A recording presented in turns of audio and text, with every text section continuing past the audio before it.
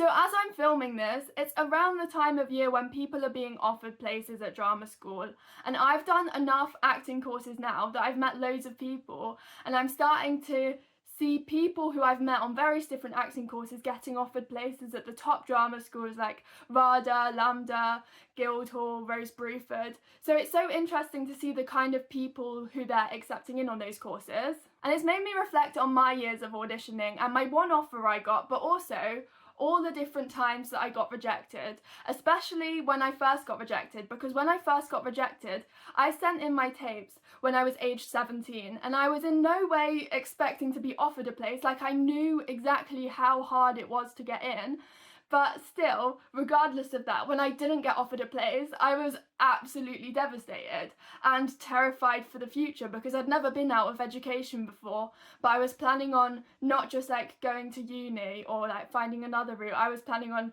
leaving education and re-auditioning for drama school again the following year, and that was a really scary thought, and I think a lot of people find it very scary, especially in the beginning, at the start of their auditioning journey. But looking back now and knowing what I know, I am so glad that me personally at 18, fresh out of sixth form, did not get into drama school, and I don't think it would have been the best thing for me or my career, and I think it would have been so reassuring.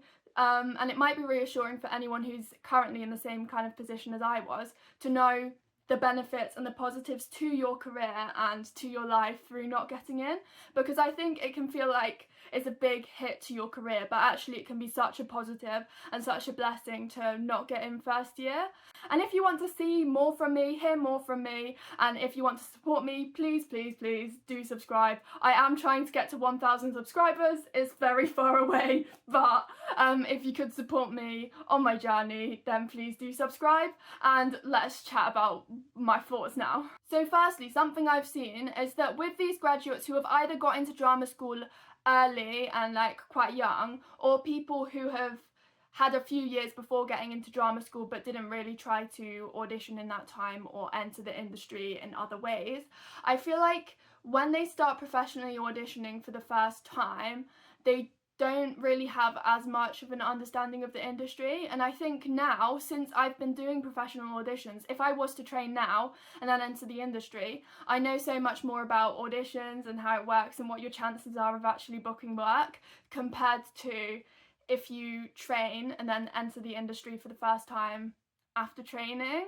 Because obviously you learn about the industry at drama school, but people can go into auditions and really invest themselves into auditions and really stress themselves out and be like, I'm perfect for this role, I've trained for 3 years and all of that. But you might think you're perfect for that role, but what I've always learned is that there are hundreds or thousands of people who also believe they're perfect for that role. And I think mentally, if you hold on to an audition too long after you've done it, it becomes harder to navigate the industry and still live your life. Like, you've got to be able to leave it in the audition room and not get too nervous before an audition to the point where it's putting too much pressure on yourself and interfering with your life. So I think there are benefits to being able to experience the industry and understand that the majority of jobs you will never hear back and you won't know about, and it's just about just putting yourself out there over and over again more than investing yourself in an actual job.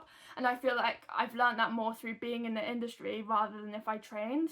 And being rejected from drama school meant that I learned from being actually immersed in the industry and thinking more proactively about what kind of opportunities I could take. So I performed in the opening ceremony of the Commonwealth Games, I filmed a couple of music videos, I did 43 days on one show of extra work where I learned so much, because you learn so much about the structure of a day on set and about working on set in a way that you can't really understand how that feels like, doing 12-13 hour days on set, until you actually do it. So I think although you can train and learn to screen act, first of all, there's not that many lessons. Like, most drama schools are usually very heavily theatre based. So I got so much more knowledge on screen through not going to drama school, but also I feel like you learn certain details about being on set that you wouldn't learn about just from a screen acting class. So I think it was really useful. And I've learned that drama school isn't the only route. Like, yes, drama school's a great opportunity, but you can do this industry without drama school. Like, I've been in audition rooms with graduates from drama school, and I haven't been to drama school, but I'm getting the same opportunity to be seen for jobs as they are. Like, I've also done some filming recently where I've done loads of things for the first time. Like, I did ADR for the first time, I kissed someone for a role for the first time, and worked with an intimacy coordinator.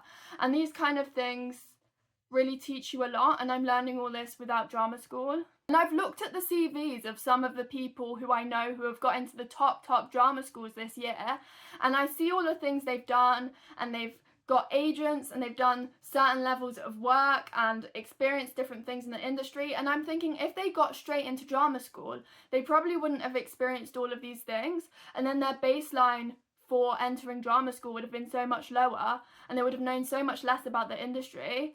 So I think they're in a position now to gain the absolute most out of their drama school course.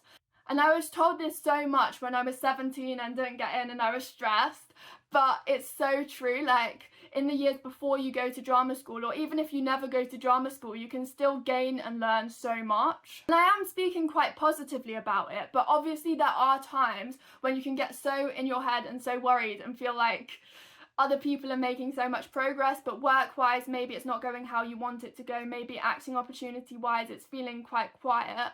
But as an example, I have booked an acting job in July, and this is the kind of time of year where if I'd got into drama school straight out of sixth form, I'd now be graduating. So to put it in perspective, like, if I got that job straight out of drama school, I'd be so glad, because I think sometimes when people graduate, it can take so much time to get work. So if I was a drama school graduate booking a job in July, I'd feel so successful. Sometimes it's beneficial to just take a step back and look at the different things that you've achieved, because everyone can achieve things, and I'm so grateful for the opportunity to be 21, to not have trained at a drama school, but to be booking work. And I think it's so useful to get used to getting rejected from drama school and get used to getting rejected from jobs, because that is the majority of what you will experience, is the rejection. Like, it's more common that you get rejected than you get accepted for stuff.